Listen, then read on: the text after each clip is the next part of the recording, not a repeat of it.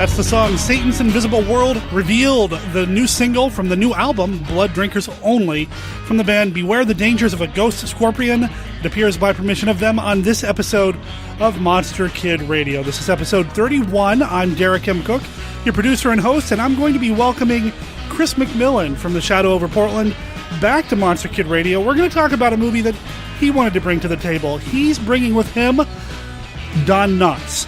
We're going to be talking about The Ghost and Mr. Chicken, which is something that I would have never anticipated talking about on Monster Kid Radio. But you know what? I enjoyed it, so I'm glad that he brought it. Now, head over to monsterkidradio.net to find a link to his website, which is the Shadow over Portland. It's the Pacific Northwest's premier horror news website. Anything going on in the Portland, Oregon area, sometimes up in Seattle, basically anywhere all over the Pacific Northwest, you can find out what's going on if you get over to his website. I've added his website to the links and podcast button over on our website. You can go check that out. Again, our website's monsterkidradio.net. You'll also find a link to the Beware the Dangers of a Ghost Scorpion's Bandcamp page. If you go over there and buy their album, let them know that Monster Kid Radio sent you. Also over there on our website is our contact information, monsterkidradio@gmail.com, or our phone number, which is 503-4795-MKR. If you have any thoughts about Don Knotts being in a movie that we talk about on Monster Kid Radio, let me know what you think. Big thanks to everybody who helped push our Facebook page and our Facebook group up and above the goals that I set online. If you follow us on Facebook, you saw me pushing to try to get a few more members in the group or a few more likes on the page. Everybody helped out. Within a half an hour we were there. I really appreciate it. And if you guys are on Facebook and you're not following us over there, please send me a like or a link or a request or whatever it is that you do on Facebook, and I'll get you added to the list or group or whatever. We're going to go ahead and get into this talk about The Ghost of Mr. Chicken with Chris McMillan right after this.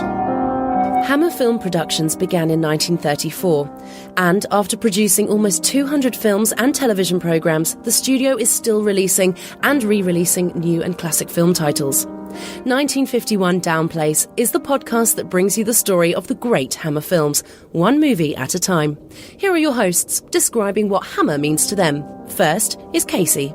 Hammer means the beautiful and glamorous women of Hammer horror, the engaging storytelling, and amazing period films. Joining him is Derek. Hammer means the incredible work of actors like Peter Cushing, Christopher Lee, and even Michael Ripper. The gothic storytelling, the incredible music, and the set pieces. And finally, here's Scott. The man played 21 seasons in Major League Baseball, and for my money, he's still the home run king.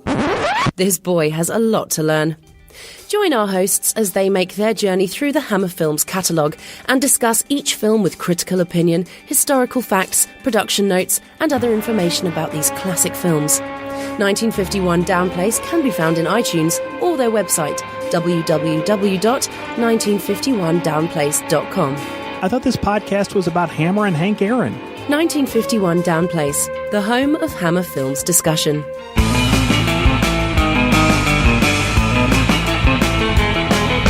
When I reached out to some former guests of Monster Kid Radio and asked if they wanted to appear on the show again, I got one guy who says he wants to talk about The Ghost and Mr. Chicken, and all I have to say to that is, attaboy, Chris. Chris McMillan from the Shadow over Portland. Welcome back to Monster Kid Radio. How's it going? Oh, it's great. Thanks for having me. The Ghost and Mr. Chicken from 1966, probably not the first movie people think about when they think monster movies or even Monster Kid movies or even monster comedies or horror comedies. I mean, Don Knotts? Oh, yeah.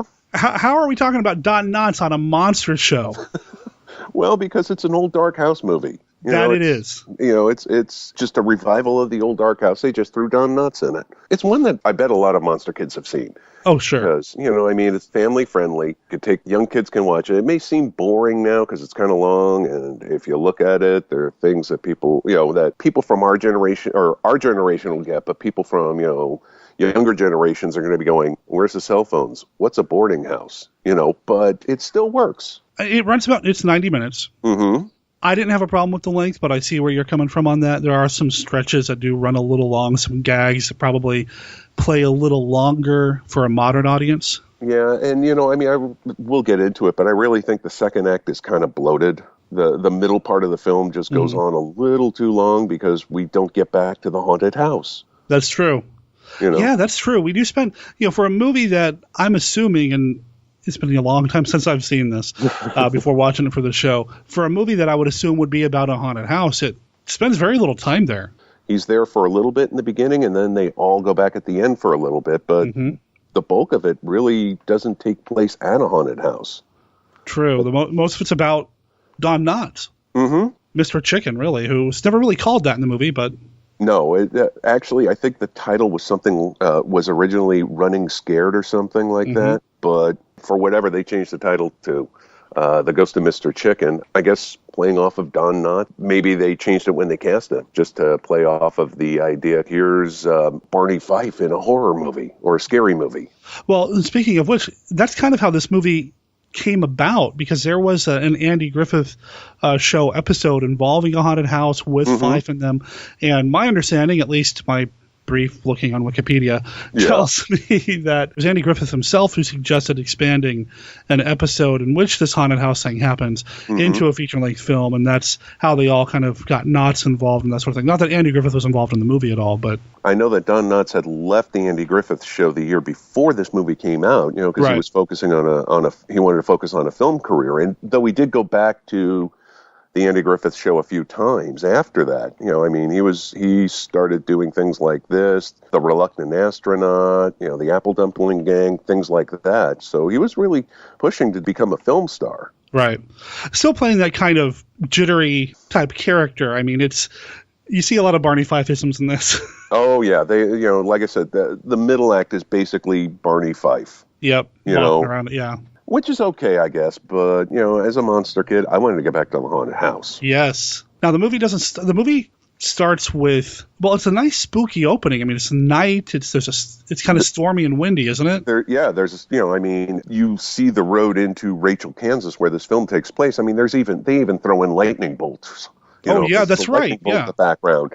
And then he goes by the creepy old house, and someone gets whacked over the head with a 2x4, so they're setting it up to be kind of a spooky movie. Yep. He plays Luther Heggs. That's the name of the character that Knotts plays. And he works at the newspaper office. He wants to be a reporter, but right now he's just a typesetter. Yeah. When he sees this guy get knocked over the head, oh man, this is the scoop. This is what's going to make me as a reporter. I just witnessed or came across a murder. Exclusive. Nobody knows what's going on. I'm taking pictures. I'm writing this up. All played with to the hilt, Barney Fife style. He's it's... Yeah, okay, I have to stop this. And the lady's screaming, and he's jumping, and, Yeah, the first time she screams, he flashes the camera, because, snap, it's very slapsticky, very farcical, right off the bat, so you know exactly what kind of movie you're going to get. Oh, yeah, it's not going to be a thing, they're going to have spooky elements, but... right away, this is the Don Knotts vehicle. Yes. Don Knotts, just let him go. And he does it well. The opening sequence is pretty fun. It sets up his character. He's got dreams to get out of the typesetting room and be a reporter, but he's just not that good. No, not at all. And when we read a piece of his or hear a piece of his writing later, oh, wow. Oh, yeah. It's not quite newspaper quality, but, I don't think it's junior high quality, actually. Yeah. But, we're not watching this movie to pick out, this is what journalism is, and this is what it's a fun, lighthearted Don Knotts haunted house romp, and it's set up perfectly in the opening, and there's the panic, go to the newspaper office, get a hold of the editor, go to the police station reporting a murder. Everybody's freaking out. Don Knotts has got the various people up in a frenzy. And the guy walks in. The guy who was hit over the head with a 2x4, which I don't think we ever really see what caused the board to fall to begin with. No, we never do. I was never clear on who hit him and why. He's just the town drunk, and he got cracked over the head for some reason. He walks in, and there's this nice little... Oh, hey, how you doing? And then as Knotts continues to talk, and then the look of realization across his face that the dead man just walked in. And... Yeah, you can't be here. You're dead. Exactly. Him too,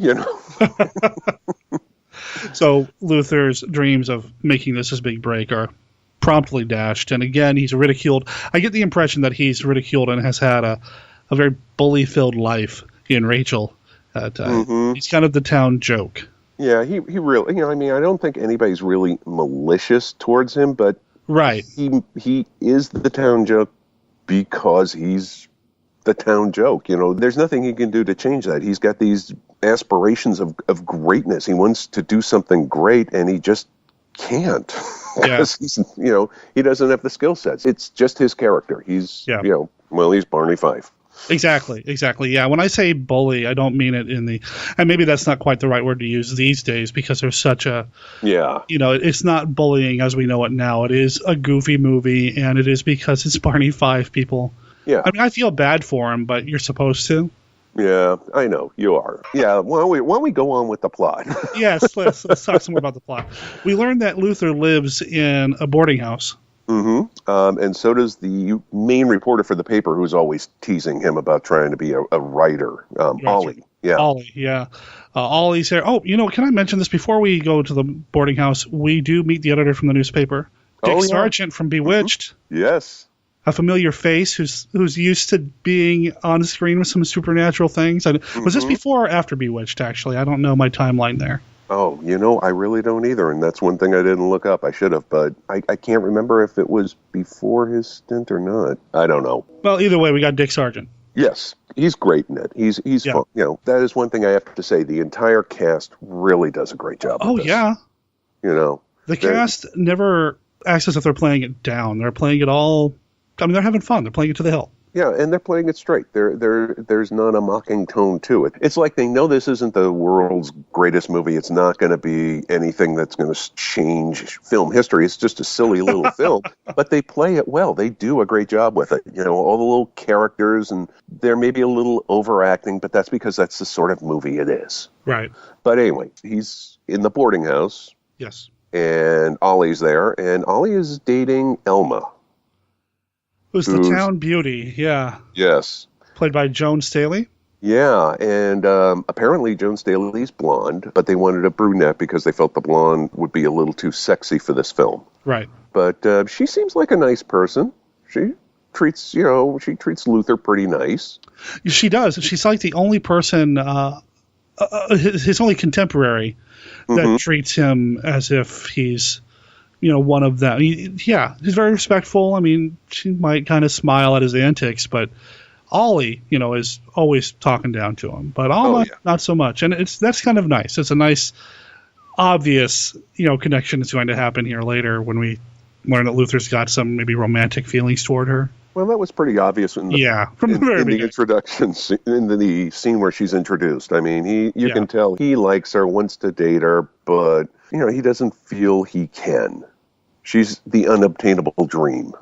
But if he could just be a reporter, maybe he could get a date with her. If he could just do something great, maybe she'll see and she'll like me for what, Which, the events are set up in the typesetting room. Yeah.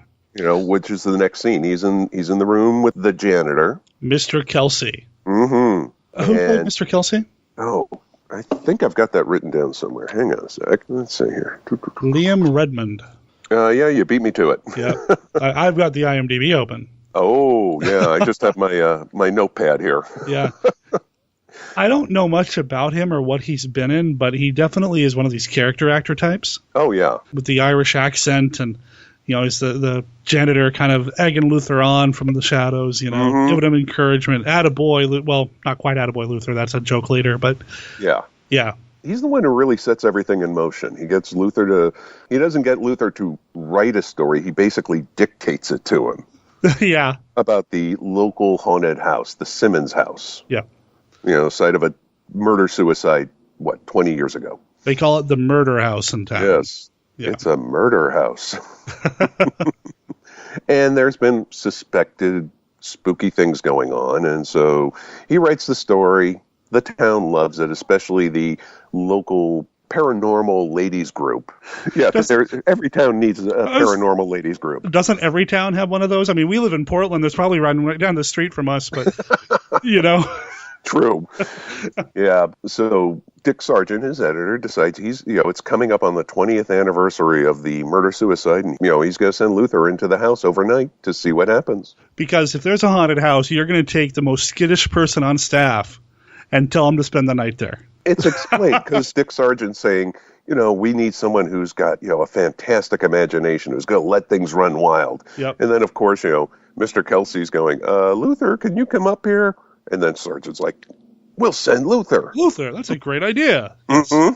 Yeah, and they even agree to, behind his back, to help him write this story if he can't handle writing the story. I mean, and so much so that when he comes back from the haunted house later, and yeah, I know we're skipping ahead, but when he comes back from the haunted house later and he's relaying his story, he sits down in front of the typewriter, but it was either Ollie or the editor from behind moving his hands up ahead Ollie's to type on the typewriter. typing, and the editor is reinterpreting Luther's hysterical rants. Yes. Yeah, we learned a little bit about the Simmons house as well. There was a murder-suicide 20 years ago, and this movie, while it may feel like it was aimed at children, there are some pretty heady things in here. I mean, you've got murder-suicide, you've got a joke about, well, a woman's bosoms. There are a couple things in here that older kids might enjoy as well. Oh, yeah, I think so. And, once he gets into the haunted house and the creepy stuff starts happening, it gets kind of fun. Yeah, there's some gruesomeness. I mean, at one point, there's blood. Oh, yeah. I didn't expect to see blood. Yeah, but it's coming out of a painting, so I guess it's okay. Maybe. Yeah, and then, of course, we've got the creepy organ playing by itself, with the blood-stained fingerprints on it. And it's effective at it, as a goofy movie would be. You don't want to get too scary, but it certainly does get a little creepy at times. And the house is beautiful. The set for the house looks really good. Yeah, it does. The house is amazing. And the street that the house is on, if I'm reading this right, is the same street that was used in The Burbs. Yeah, I know that the house that they used for the Simmons house was actually used as a house in Desperate Housewives. It's one of the houses on, what do they call it, Colonial Street, I think it is, at Universal Studios. These houses are all up there. It's the same stretch of houses that the Addams Family house is on, I believe, or the Munsters, I don't know which. But yeah, this is a series of houses that are on the Universal backlot that are still used today. It would be Munsters if it's Universal, I think. Yeah, I think you're right. I'm getting the Addams Family in my head because of another connection we'll talk about later, I'm sure. Yeah, which is interesting considering, which we definitely need to talk about. But yeah, I mean, this house is awesome. It looks great. It's got, you mentioned the old dark house, and I'm remembering when, with my co-host Scott and Casey over on 1951 Down Place, when we talked about the Hammer Films version of the old dark house directed by William Castle. Right down, it's got the similarities with the chute leading down into the basement outside, and it's just a wonderful, creepy looking but fun and brightly lit haunted house. Yeah, and if you look, some of the colors in the house, the lighting, it's dark but still got bright colors to it that keep it from getting too spooky for kids. Right, exactly. It's not oppressively scary. Yeah, there's a couple of scenes later in the film where Luther's running down the stairwell, and you can see that, there's some orange, dark yellow tones to the lighting on the wall. So it's kind of almost like reinforcing, don't worry, kids, this isn't going to be that scary. Right, exactly. There's some blues and some purples, and, it's a colorful movie. Oh, yeah. That kind of makes it feel more safe, but it's still a haunted house movie, still an old dark house movie. With some great gags. You've got the organ that plays itself. You've got the bloody organ keys, which is a great touch. Oh, yeah. And that's tied into the murder-suicide story, which is a kind of a gruesome story, actually. Yeah, it is. Kills somebody and then goes play the organ with bloody hands, and I know I just spoiled something, but it's a wonderful image, I think. Oh, yeah. No, it's a creepy image. And the way people talk about it, reinforces that. Everybody's nervous about the murder house. Yes. We mentioned the bleeding painting. Oh, yeah. That's awesome. That was great. And, of course, that's the last thing Don Knotts sees before he passes out of fright. Yeah. He's got to get out of there. I mean, if you saw a pair of garden shears shoved into a painting of somebody and the image of the person on the painting was bleeding, that would be a little freaky. That would be enough for me. I mean, I'd like to think that I have a stronger constitution than Don Knotts, but I think that would kind of wig me out a little bit. Yeah, I may not faint, but I'd probably go running out of the house screaming because I know better than to stay in a haunted house. Yeah, that's true. That's true. Well, the Simmons house is actually owned by the bank. There's a lien on it by the bank, and there's somebody else, somebody in the Simmons family who wants to buy the house and knock it down, bulldoze it, make room for something new. Yeah, he just wants to bulldoze it. It's never explained why, and you have to watch it a second time to see it, but the script sets everything up for the ending. The janitor starts talking to Luther because of a line that sets up, that pays off at the end. The person who wants to bulldoze the Simmons house, someone says, well, why don't you want to, take it down piece by piece? Some of that, woodwork is just beautiful and you can make some money on it. That's set up in the ending as well. The whole script sets itself up for the payoff at the end. So it actually makes a lot of sense because of everything that the scriptwriter had done beforehand. Right. And I don't know if I want to really give away the ending. No, we can't. You can't give away the ending of a Dark Old House movie. No, you can't. But there are some things happening here. And that was interesting. You're right. When you go back, and I know I will be watching it a second time now that it's part of my DVD collection again, or my movie collection again. There are some very smart things happening in the screenwriting. It was written by Jim Fritzl and Everett Greenbaum. I don't know a lot about their work or their background, but despite having to work around what are some very obvious done, not set pieces, there's a solid little old Dark House story in this. Mm-hmm. And like I said, they did set everything up so when the payoff comes, you're going, oh yeah, that's why that happened. Exactly.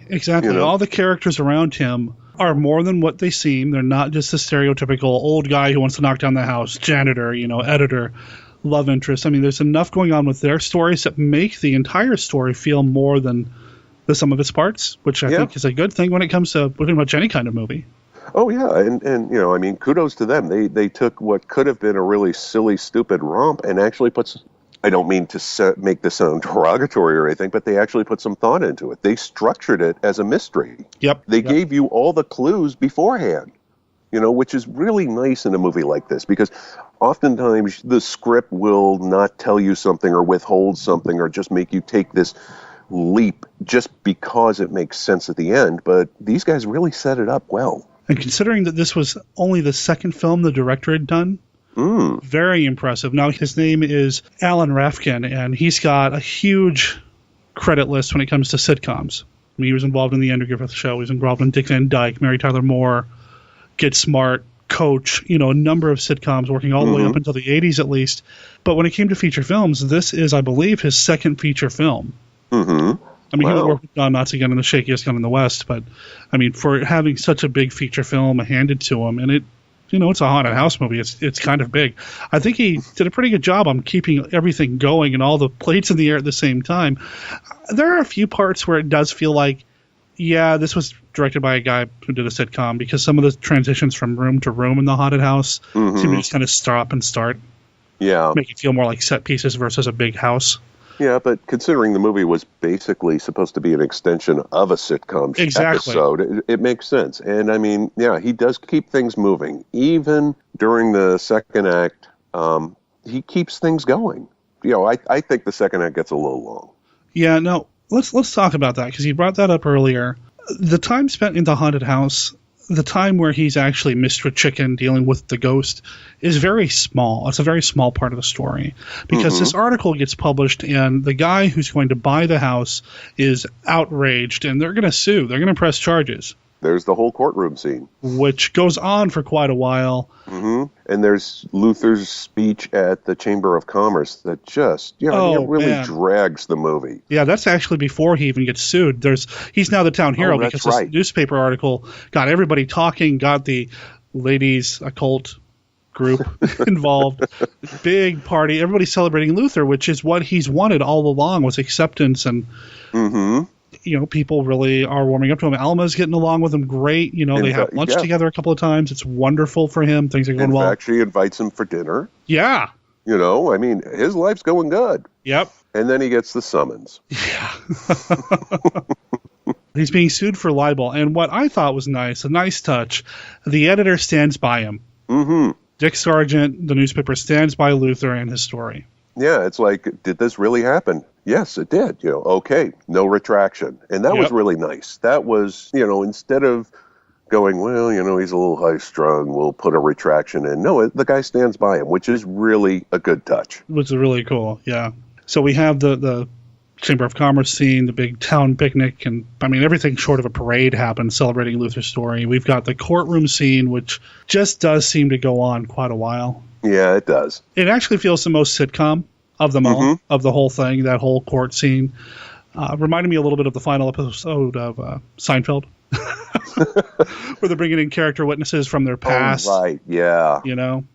And, they bring in his second grade teacher who talks about how he had such a vivid imagination and made stories up. And yeah, and it just kind of drags. Yeah, and the lawyer, on the Simmons side is just tearing him apart. Really, he's, he gets up on the stand and just getting ripped apart.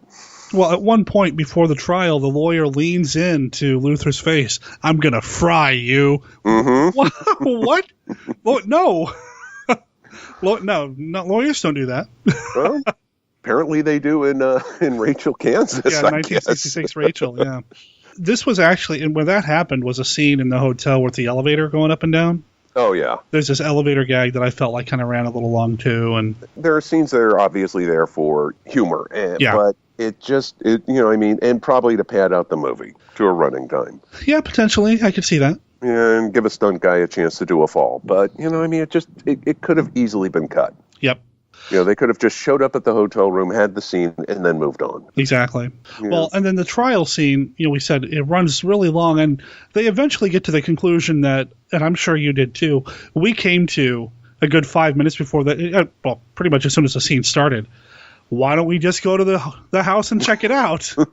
They spend all this time on this trial spending taxpayer money. Oh, yes. They could have just said, let's just go to the house and see. Yeah, but you had to get back. Yeah, we all know they had to go back to the house. Yeah, which they do, and then that's where everything is explained, and it's very cool. Yeah, but when everybody's in there, the painting looks normal. The organ doesn't play. Luther is at rock bottom at this point. That's true. I mean, Alma still supports him. Alma's by his side, which is kind of cool. Yeah, but even his editor, who stood by him with the lawyer, is just like, okay, we're done. Go find a job. Don't talk to me. Yeah. It's that long fall the hero has to take. Although I don't know if I can call Luther a hero. He's definitely the protagonist of the film, but he's not a hero. He's not the hero in that sense. Yeah, that's true. Because everything is done for him. Yeah. That's true. But, whatever, it works. And, of course, like you said, everything gets explained. It all makes sense. Luther becomes the hero again. Yep. And we're not giving any more away. No, we can't. We can't. No. I mean, it would be easy to, because it does. No, we're not going to. Not going to go there. I mean, it's a fun movie, though. Oh, yeah. Even though the movie's 4 years old, we're not going there.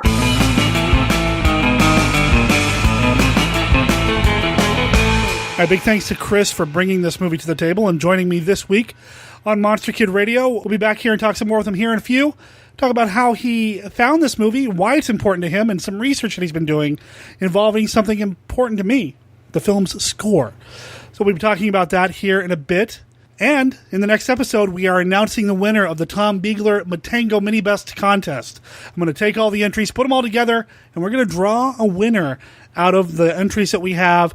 I'm excited to see who's going to win. And, well, if you don't claim your prize, I'm just going to keep it for myself because it's that awesome. Monster Kid Radio is a registered service mark of Monster Kid Radio LLC. All original content of Monster Kid Radio by Monster Kid Radio LLC is licensed under a Creative Commons Attribution, Non-Commercial, No Derivations 3.0 Unported license. Of course, that does not apply to the song Satan's Invisible World Revealed from the album Blood Drinkers Only. It appears in this episode of Monster Kid Radio by permission of the band Beware the Dangers of a Ghost Scorpion. Talk to you soon.